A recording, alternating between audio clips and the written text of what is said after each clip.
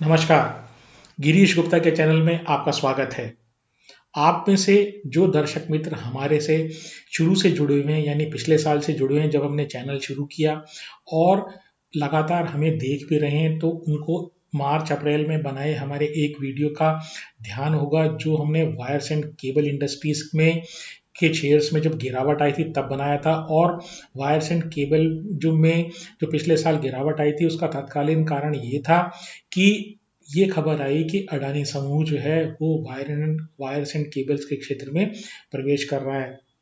उस समय भी हमने ये कहा था कि ये कंपनीज जो हैं गिर इसलिए नहीं रही हैं कि इनमें कोई फंडामेंटल प्रॉब्लम है या ये अडानी समूह बहुत ज़्यादा अचानक से आके इन कंपनीज को जो एस्टेब्लिश्ड कंपनीज हैं उनको कंपटीशन देने लगेगा, बल्कि कारण ये है कि ये कंपनीज जो हैं इतने ओवर वैल्यूड हो गए हैं और इनके जो पी हैं वो इतने 60 65 70 के पीज हो गए हैं कि एफएमसीजी की वैल्यूएशन हम एक साइक्लिक टाइप की जो इंडस्ट्री है, केबल्स एंड वायर्स की इंडस्ट्री है, इलेक्ट्रिकल अप्लायंसेस की इंडस्ट्री है, उसको हम दे रहे हैं। और जरा सी भी इस समय इस तरह के जो शेयर्स में अगर नेगेटिव खबर आती है तो पी जो है ना वो कंप्रेस होता है और पी कंप्रेस होने का सीधा सीधा तरीका ये है कि भाव जो है वो तेजी से गिरता है। तो उसके बाद कंपनीज में गिरावट आई, कंपनीज में वायर्स एंड केबल्स कंपनीज में गिरावट आई और कंपनीज के वैल्यूएशन काफ़ी करेक्ट हुए। लेकिन अब लगभग एक साल बाद फिर ये जितनी भी कंपनीज हैं किसी भी वायर्स एंड केबल्स की कंपनी को देख लीजिए, अचानक से उनमें तेजी आना शुरू हुई है। तो आज के वीडियो में जिस कंपनी की बात हम करने जा रहे हैं उसका वो वायर्स एंड केबल के क्षेत्र में भारत की एक लीडिंग कंपनी है। कंपनी का नाम है पॉलीकैब इंडिया लिमिटेड। तो आज की वीडियो में जानेंगे कि पॉलीकैब का आखिर बिजनेस मॉडल क्या है, क्या इस वैल्यूएशन पे ये शेयर सस्ता है, निवेश करने लायक है या अभी भी ये महंगा है, और ये सब जानेंगे बहुत ही सरल और आसान शब्दों में। तो हमेशा की तरह पहले शुरुआत करते हैं कंपनी के इतिहास से। तो देखिए इस कंपनी का इतिहास बहुत ही पुराना है। 1963 में इस कंपनी की स्थापना ठाकुरदास जयसिंघानी ने एक शॉप के रूप में की, यानी ये पूरा ग्रुप है, ये इसकी जो जड़ें हैं ये यहाँ से 1963 में ठाकुरदास जयसिंघानी साहब ने की, जो सिंधी बिजनेसमैन थे। और उन्होंने एक दुकान खोली जिसका नाम सिंध इलेक्ट्रिकल स्टोर था, जो फैंस, लाइटिंग्स, स्विचेस और वायर्स के क्षेत्र में काम करती थी। इसके बाद वो उनके बेटों ने यानी ठाकुरदास जयसिंघानी साहब के बेटों ने 1975 में एक पार्टनरशिप की फर्म की स्थापना की और मुंबई में अंधेरी में केबल्स एंड वायर्स फैक्ट्री को एस्टेब्लिश किया, यानी केबल्स एंड वायर्स की फैक्ट्री उन्होंने लगाई और ये बाद में बंद कर दी गई। इसके बाद 1983 में उन्होंने गुजरात में पीवीसी इंसुलेटेड वायर्स और केबल्स की फैक्ट्री लगाई और उसको उन्होंने नाम दिया पॉलीकैब इंडस्ट्रीज। तो ये पॉलीकैब जो नाम पड़ा ये बेसिकली यहाँ से यानी 1983 में एक तरीके से इस कंपनी का नामकरण हुआ। उसके बाद 1996 में एक अन्य कंपनी की स्थापना की गई, उसका नाम इस जो पुरानी इनकी पार्टनरशिप फर्म थी 1983 में जो इन्होंने एस्टेब्लिश की उसके हिसाब से ही इन्होंने एक कंपनी बनाई और वहाँ पर उसका नाम रखा पॉलीकैब वायर्स प्राइवेट लिमिटेड। अब 2018 में इस पॉलीकैब वायर्स प्राइवेट लिमिटेड को एक तो पब्लिक लिमिटेड में कन्वर्ट कर दिया गया, दूसरा ये है कि इसमें पॉलीकैब वायर्स जो है ना ये हटा के पॉलीकैब इंडिया इसको कर दिया गया। तो ये इस बात का द्योतक था, ये इस बात का सूचक था कि केवल ये वायर ही नहीं बनाते, अब ये अन्य इलेक्ट्रिकल अप्लायंस जो है ना ये भी बनाते हैं। तो उस चीज़ को रेखांकित करने के लिए उस कंपनी की एक तरीके से ये नाम से पहचान कराने के लिए कि भाई ये पॉलीकैब जो है ना केवल वायर्स नहीं बनाती है, कई तरह के अन्य सामान भी बनाती है, तो उसके लिए इन्होंने इस कंपनी का नाम चेंज किया 2018 में। इनका अप्रैल 2019 में आईपीओ आया और जो आईपीओ का जो प्राइस था वो था 538 रुपए। रिटेल कैटेगरी में मात्र 4.5 गुना सब्सक्राइब हुआ, लेकिन ओवरऑल जो सब्सक्राइब हुआ वो 52 टाइम्स सब्सक्राइब हुआ। अब ये जो है आज का भाव देखें तो लगभग 8570 रुपए का इसका भाव है, फेस वैल्यू 10 रुपए की है और 2021 के बाद लगातार ये कंपनी जो है ना डिविडेंड दे रही है, लगभग 109 रुपए ये डिविडेंड दे चुकी है और 7 साल में ये कंपनी का भाव ये 16 गुना हो गया, यानी जिनको आईपीओ मिला था उनकी तो बल्ले बल्ले हो गई। तो ये चीज़ दिखाती है कि अगर आप रीजनेबल वैल्यूएशन पे या अच्छी कंपनी के आईपीओ के बाद भी खरीदें और उसको लॉन्ग टर्म तक रखें, तो आपकी जो वेल्थ है ना वो काफ़ी मल्टीप्लाई होती है। ट्रेडिंग से आपको इनकम जनरेट होती है, लेकिन इन्वेस्टिंग अगर आपने प्रॉपर तरीके से की, उसको उसके कंपनी के फंडामेंटल समझते हुए सही प्राइस पे आपने लिया, तो वहाँ से वेल्थ जनरेट होती है। अब बात करते हैं कंपनी के बिजनेस सेगमेंट्स की। तो देखिए, कंपनी के बेसिकली 3 बिजनेस सेगमेंट है। इसमें से जो मेन बिजनेस सेगमेंट है वो है वायर्स एंड केबल का। वहाँ से इनका जो रेवेन्यू आता है वो 88% आता है। दूसरा जो इनका सेगमेंट है वो है FMEG, fast moving electrical goods का, या ये कहें सरल भाषा में इलेक्ट्रिकल अप्लायंसेस का इनका बिजनेस सेगमेंट है। वहाँ से इनका रेवेन्यू 6% आता है। और एक इनका ईपीसी सेगमेंट भी है। तो ये जो ईपीसी सेगमेंट को सरल भाषा में कहें तो ठेकेदारी टाइप का काम भी करते हैं, जिसमें ये जो कॉन्ट्रैक्ट लेते हैं और सरकारी कॉन्ट्रैक्ट बेसिकली लेते हैं, और उसमें उस ठेके में अपना माल मटेरियल भी ये एक तरीके से खपाते हैं। तो ईपीसी इनका बिजनेस है, तो वहाँ से इनका जो रेवेन्यू आता है वो लगभग 6% आता है। अब ये पहले तो ये चीज़ समझ लेते हैं, ये जो वायर्स एंड केबल्स में वायर अलग लिखा हुआ है और केबल अलग लिखा हुआ है, और जिसमें 88% रेवेन्यू आता है, तो वायर्स एंड केबल्स में आखिर अंतर क्या है? देखिए, अगर किसी भी कंडक्टर में अगर सिंगल तार होगा, यानी अंदर से जो मेटल की वायर निकलती है, या जो एक्चुअली काम कनेक्शन में जो काम करने वाला जो कंडक्टर होता है, वो अगर सिंगल निकलता है तो उसको हम वायर बोल देते हैं। अगर वो जो वायर है वो इस प्रकार का है कि उसमें से कई तरह के अन्य तरीके के तार निकलते हैं, यानी 2 या 3 या 4 के अगर तार निकलेंगे, या बंडल ऑफ वायर जो हुआ उसको एक साथ अगर पैकेजिंग कर देते हैं, तो वो एक ही शीथिंग में अगर पैक कर देते हैं, तो उसका नाम दिया था केबल। तो केबल और वायर में कोई बहुत ज़्यादा डिफरेंस नहीं है। वायर का मतलब सिंगल कंडक्टर, अगर केबल बोलते हैं तो केबल वो चीज़ होती है जिसमें मल्टीपल कंडक्टर अंदर, उस तार के अंदर मल्टीपल कंडक्टर होते हैं। तो ये किस तरीके वायर्स एंड केबल्स बनाते हैं, अब इसकी बात करते हैं। हर तरह के वायर्स एंड केबल्स जो हैं, जो किसी भी तरीके के high voltage, medium voltage, low voltage, house hold, जिस भी तरह की एप्लीकेशंस होती हैं, उस तरह के ये वायर्स एंड केबल्स बनाते हैं। वायर्स एंड केबल्स बनाने वाली भारत की नंबर 1 कंपनी है ये कैपेसिटी के हिसाब से। तो ये पावर ट्रांसमिशन के लिए केबल बनाते हैं, बिल्डिंग के लिए केबल बनाते हैं, ऑप्टिकल फाइबर केबल बनाते हैं, कम्युनिकेशन और डेटा केबल ये बनाते हैं, सोलर केबल ये बनाते हैं, स्पेशल पर्पस केबल ये बनाते हैं।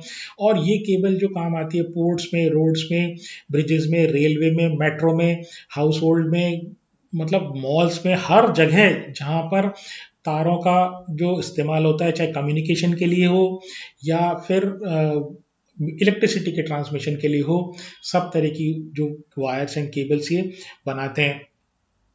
तो ये इनिशियली इन्होंने जो ये काम जब ये शुरू किया था, तो वो एक B2B बिजनेस था, यानी वो कंपनीज को सप्लाई करते थे और डायरेक्टली रिटेलर्स के पास ये नहीं आते थे, रिटेलर तक इनकी पहुंच नहीं थी। लेकिन बाद में इन्होंने इस बिजनेस को डाइवर्सिफाई किया वायर्स एंड केबल्स के, और अब ये B2C सेगमेंट में भी है, यानी डायरेक्टली जैसे आप दुकान पे जाके पॉलीकैब का वायर अगर मांगेंगे अपने घर की किसी एप्लीकेशन के लिए, तो आपको पॉलीकैब का वायर मिल जाएगा। दूसरी बात ये कि ये इस सेगमेंट में ये भारत में मार्केट लीडर है, 26 से 27% इनका लगभग मार्केट शेयर है। इसके बाद जो Q3 FY26 के इनके दिसंबर 2026 के जो इनके रिजल्ट्स आए, तो दिसंबर 2025 के जो इनके रिजल्ट्स आए, तो वहाँ पर जो केबल सेगमेंट है उसने बेटर परफॉर्म किया कंपेयर टू वायर के कंपैरिजन में। और जो केबल सेगमेंट की में ही जो इंस्टीट्यूशनल सेल्स थी वो चैनल सेल्स से बढ़िया थी। इंस्टीट्यूशनल सेल्स का मतलब ये डायरेक्टली, जैसे मान लीजिए कोई बहुत बड़ा ठेकेदार है, कोई बहुत बड़ी कंपनी है, तो उसको डायरेक्टली आप सेल कर दें केबल्स। तो जैसे इलेक्ट्रिकल ट्रांसमिशन में कोई कंपनी हो, उसको डायरेक्टली उसको अपनी किसी प्रोजेक्ट के लिए केबल्स की जरूरत हो, तो डायरेक्टली कंपनी ने उस कंपनी को डायरेक्टली सेल कर दिया, तो इंस्टीट्यूशनल सेल्स है। चैनल सेल्स का मतलब जो आपके रेगुलर चैनल है, आपके डिस्ट्रीब्यूटर के थ्रू या आपके होलसेलर के थ्रू या जो रिटेलर के थ्रू है, तो वहाँ पे वो बहुत अच्छी परफॉर्मेंस इनकी नहीं थी केबल सेगमेंट में। फिर जो रॉ मटेरियल है, जैसा आप जानते हैं कि केबल्स एंड वायर्स का जो रॉ मटेरियल है वो एल्यूमिनियम होता है। दूसरी बात ये कॉपर होता है। तीसरी चीज़ ये पीवीसी, क्योंकि कवरिंग जो होती है वो पीवीसी होती है, तो पीवीसी कंपाउंड जो होता है वो बेसिकली ये तीन मेजर रॉ मटेरियल होते हैं। और दूसरी बात ये कि इनका, जैसे कि आप जानते ही हैं कि बहुत तेज़ी से नॉन फेरस मेटल के वर्ल्ड मार्केट में दाम बढ़े हैं, जैसे कॉपर और एल्यूमिनियम के। तो इस कारण से चूंकि भाव तेज हो गए तो उन्होंने डिसाइड ये किया कि ये अपने जो बढ़े हुए जो भाव हैं वो आगे कस्टमर को पास ऑन नहीं करेंगे, ताकि डिमांड में कोई प्रॉब्लम इनको नहीं आए। और ये जो है इसको खुद को इन्होंने इस प्राइस इंक्रीज को इन्होंने एब्जॉर्ब किया है, तो इसके कारण इनके मार्जिन हिट हुए हैं। दूसरी, जैसे मैंने बताया कि ये इंस्टीट्यूशनल सेल्स में वायर एंड केबल के सेगमेंट में ज़्यादा सक्सेसफुल हुए हैं इस क्वार्टर में, दिसंबर 2025 वाले क्वार्टर में, और एक्सपोर्ट बहुत ज़्यादा कर नहीं पाए। इसके कारण इनके जो मार्जिन है केबल और वायर सेगमेंट में ये इस बार सबड्यूड आए हैं। दूसरा जो इनका सेगमेंट है वो FMEG, fast moving electrical goods है।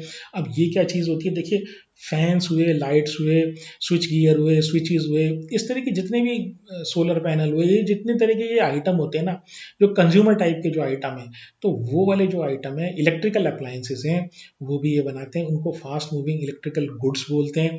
ज़्यादातर जो इनकी सेल होती है वो बेसिकली अपने रिटेल चैनल के थ्रू होती है, यानी आप और हमारे जैसे जो लोग हैं वो पॉलीकैब की वो सामान लेते हैं। इसलिए वहाँ पर इनकी ये आवश्यक है, इनके लिए आवश्यक है कि ये अपनी ब्रांड बिल्डिंग प्रॉपर करें, क्योंकि वहाँ पर आदमी नाम से लेता है। जैसे आप कोई कोई हेयर की चीज़ हुई या फिलिप्स की कोई चीज़ हुई, या तो जो ब्रांडेड गुड्स होती हैं FMEG में, यानी पंखा हुआ, चाहे हेवल्स का पंखा है वो बड़ा पॉपुलर है, लेकिन पॉलीकैब का जो पंखा है वो इतना पॉपुलर नहीं है। तो ये इस क्षेत्र में अपने आप को जमाने की कोशिश कर रहे हैं, और ये अपनी ब्रांड बिल्डिंग का इस क्षेत्र में प्रयास कर रहे हैं। और जैसे मैंने बताया यहाँ से इनका रेवेन्यू 6% आता है। अब जो दिसंबर 2025 के जो इनके रिजल्ट्स आए, वहाँ पर इनकी जो FMEG में ग्रोथ आई है वो सोलर, जो इनके मॉड्यूल्स हैं, जो सोलर से रिलेटेड इनके आइटम्स हैं, वहाँ से आई है। तीसरा जो इनका सेगमेंट है वो रिलेटेड है EPC या इंजीनियरिंग प्रोक्योरमेंट और कंस्ट्रक्शन से रिलेटेड, वहाँ से भी इनका रेवेन्यू 6% आता है। ठेकेदारी टाइप का काम है, गवर्नमेंट के ये ठेके लेते हैं। और जो भारत में इलेक्ट्रिसिटी डिस्ट्रीब्यूशन कंपनीज हैं उनको, उनकी जो हालत ख़राब हो रही है, तो वहाँ पर छीजत वगैरह रोकने के लिए, ट्रांसमिशन एंड डिस्ट्रीब्यूशन लॉसेस को रोकने के लिए जो सरकार के प्रयास किए जा रहे हैं उनके ठेके लेती है, और अपने केबल्स और वायर्स और अपने जो इक्विपमेंट्स हैं बेसिकली वो वहाँ पर ये लगाती है। और तो ये EPC की तरह का काम है। इसके अलावा जो भारत नेट है, जो एक एम्बिशियस स्कीम है गवर्नमेंट ऑफ इंडिया की, जिसमें जो हर ग्राम, भारत की हर ग्राम पंचायत को इंटरनेट से जोड़ना है। तो चूंकि इंटरनेट से रिलेटेड ये ऑप्टिकल फाइबर केबल और ये डेटा केबल वगैरह ये सब ये प्रोड्यूस करते हैं, तो ये उस तरह के ठेके भी लेती है केबल बिछाने के, और वहाँ पर खुद के जो केबल है ना बेसिकली वो कंज्यूम करती है। अब इनके मैन्युफैक्चरिंग प्लांट्स की बात करें तो टोटल 27 इनके मैन्युफैक्चरिंग प्लांट्स हैं, और ये 6 स्टेट्स में है। गुजरात में है, महाराष्ट्र में है, कर्नाटका में है, उत्तराखंड में है, तमिलनाडु में, और दमन में, यूनियन टेरिटरी जो दमन है वहाँ पर इनके प्लांट हैं। वायर्स एंड केबल्स जो है ये कंप्लीटली इंटीग्रेटेड है, बैकवर्ड इंटीग्रेटेड है, यानी ये अपना जो PVC की चिप्स लाते हैं वहीं से ये रेजिन बनाते हैं, और रेजिन बनाने के बाद वहाँ से ये PVC की जो शीथिंग होती है, कवरिंग जो होती है तार के लिए, वो ये प्रोड्यूस करते हैं। साथ ही साथ ये एल्यूमिनियम जो रॉड्स हैं वो प्रोड्यूस करते हैं, और उससे जो वायर में अंदर तार डलता है वो ये बनाते हैं। तो फुली इंटीग्रेटेड इनका वायर्स एंड केबल्स का काम है। लेकिन जो FMEG का काम है ये 90% जो है वो बैकवर्ड इंटीग्रेटेड है, 10% अभी भी ये बाहर से प्रोक्योर करते हैं। टोटल अगर कहा जाए तो इनका 94% रेवेन्यू, ओवरऑल रेवेन्यू का 94% रेवेन्यू इंडिया से आता है। इंडिया फोकस्ड ये कंपनी है, और जो 6% है ये इनका रेवेन्यू एक्सपोर्ट से आता है। अब इस 6% के अंदर लगभग 40% मिडिल ईस्ट से आता है, 19% यूरोप से आता है, 16% नॉर्थ अमेरिका से आता है, 9% साउथ अमेरिका से आता है, रेस्ट जो है जो बाकी बचा हुआ हिस्सा है वो रेस्ट ऑफ द वर्ल्ड से आता है। अब ये तो बात रही इनकी मैन्युफैक्चरिंग की। अब जो इस तरह की कंपनी है वायर्स एंड केबल्स की, जैसे मैंने बताया 27 ये टोटल इनके मैन्युफैक्चरिंग प्लांट है और 6 स्टेट्स में बहुत ज़्यादा फैले हुए हैं। तो कोशिश इनकी ये होती है कि देश के हर कोने को ये केटर कर दें, और इसके लिए एक और इन आवश्यक होती है इस तरह की कंपनीज के लिए कि इनका डिस्ट्रीब्यूशन नेटवर्क जो है वो मजबूत हो, देश के हर कोने तक ये पहुंच सकें। तो लगभग 4300 से ज़्यादा इनके डिस्ट्रीब्यूटर्स और डीलर्स हैं और 2 लाख रिटेल काउंटर पे इनका जो पूरे देश में माल उपलब्ध है। इसके अलावा ये जो चैनल है ये ओमनी चैनल इनका डिस्ट्रीब्यूशन नेटवर्क है, यानी कि ये रिटेल काउंटर की के थ्रू भी बेचते हैं, मॉडर्न रिटेल के थ्रू भी बेचते हैं, बड़ी बड़ी जो आप ये देखते हैं जैसे डी मार्ट और इनके थ्रू भी ये अपना माल बेचते हैं। ई कॉमर्स में भी ये प्रेजेंट है, खुद का इनका ऐप के थ्रू भी आप माल खरीद सकते हैं। इसके अलावा इनके जो है स्पेशलाइज्ड, यानी जिसको बोलते हैं ना एक्सक्लूसिव शोरूम टाइप डिस्प्ले वाले जो शोरूम है, तो वो भी इनके हैं, जहाँ पर ये अपने जो लेटेस्ट जो हाई एंड वाले जो गैजेट्स होते हैं, प्रोडक्ट्स होते हैं, वो ये डिस्प्ले करते हैं।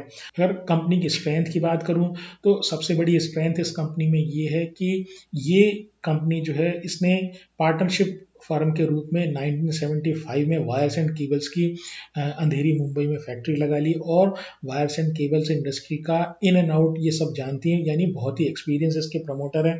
दूसरी बात ये सबसे बड़ी कैपेसिटी इनकी है वायर्स एंड केबल्स के सेगमेंट में, मार्केट लीडर हैं, 27% इनका मार्केट शेयर है, लगातार ये मार्केट शेयर गेन करने में विश्वास रखते हैं और बिजनेस चलाना इनको आता है। तीसरी चीज़ ये कि ये जो है फुली इंटीग्रेटेड इनके वायर्स एंड केबल के सेगमेंट में इनके फुली इंटीग्रेटेड ऑपरेशंस हैं, किसी दूसरे के ऊपर डिपेंडेंट नहीं है, ए टू जेड काम खुद कर सकते हैं, जितना मार्जिन आता है सारे जो मार्जिन है वो खुद ले लेते हैं। दूसरी बात ये कि क्वालिटी कंट्रोल रख सकते हैं, अगर आप वैल्यू चेन में, अगर पूरी वैल्यू चेन जो है आपकी ऑपरेशन से रिलेटेड जो भी काम आप जो भी ऑपरेशन आप कर रहे हैं वो सारे आपके कंट्रोल में होते हैं। हर ऑपरेशन हर लेवल पे आप कंट्रोल कर सकते हैं कि कितनी कॉस्ट इसमें लगेगी, कॉस्ट भी कंट्रोल कर सकते हैं और क्वालिटी भी कंट्रोल कर सकते हैं, तो ये बहुत अच्छी बात है। फिर वीकनेस की बात करूं तो देखिए सबसे बड़ी वीकनेस तो ये हाईली फ्रेगमेंटेड है। फ्रेगमेंटेड का मतलब ये कि छोटे बड़े बहुत सारे प्लेयर्स हैं, बहुत सारे जो अनऑर्गेनाइज जिसको बोलते हैं